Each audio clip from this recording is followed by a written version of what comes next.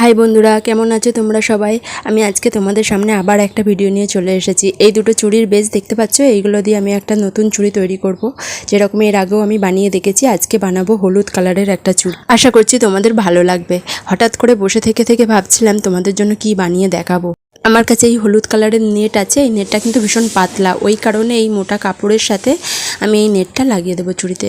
আর আঠা দিয়ে এগুলো জুড়ে দেবো, যেভাবে আমি দিই সেইভাবে আমি বসিয়ে নেব। তার সাথে দেবো এই সবুজ কালারের লেস।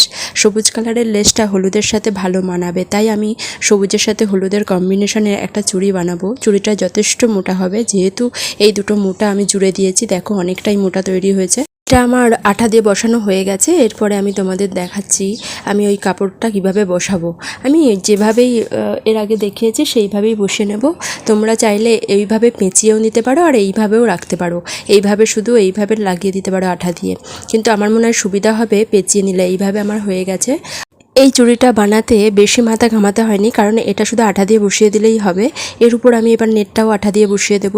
এর উপর পরিশ্রমটা কম হয়েছিল, কিন্তু আমার এই চুড়িটা ভীষণই ভালো লেগেছে তৈরি করার পরে। তার উপর আমি এই সবুজ কালারের লেসটা আঠা দিয়ে বসিয়ে দিয়েছি। এর কম্বিনেশনটা তো আমার ভীষণই ভালো লাগছে। এই চুড়িটা কিন্তু যে কোনো হলুদ শাড়ির সাথে ভীষণই ভালো লাগবে, অথবা কোনো হলুদ চুড়িদারের সাথেও ভালো লাগবে। আমার তো মনে হয় সবথেকে বেশি ভালো লাগবে হলুদ শাড়ির সাথে। এর উপর আমি কিন্তু আর কিছু দেবো না, এইভাবেই প্লেন রেখে দেবো। আমি কড়ি বা আয়না কোনো কিছুই এর মধ্যে দেব না, যেহেতু হলুদ নেটটার মধ্যে ছোট ছোট একটু গোল্ডেন গোল্ডেন ডিজাইন আছে। তোমরা দেখে নিশ্চয়ই বুঝতে পারছো।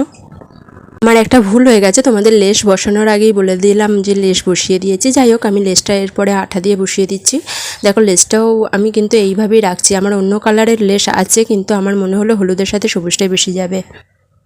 এরপরে তোমরা দেখো বন্ধুরা, চুড়ি আমার কমপ্লিট হয়ে গেছে। এইভাবেই চওড়া চুড়িটা শুধু রেখে দেবো। এর মধ্যে অন্য কোনো ডিজাইন দিলে কিন্তু ভালো লাগবে না, এই রকম সিম্পল রাখবো। আর এই চুড়িটা আমি কিন্তু কোনো বিয়ে বাড়ি অকেশনেও পরতে পারবো। আর তোমরা চাইলে যে কোনো জায়গায় চুড়িটা পরে যেতে পারবে। এইভাবে কোনো চুড়ির আইডিয়া তোমাদের মধ্যে থাকলে তোমরাও কিন্তু নিজেরা ঘরে বসে নানা রকম জিনিস তৈরি করে পরতে পারবে। দেখো আমি হাতে পরেও নিয়েছি, আমার হাতে ভালোও লাগছে।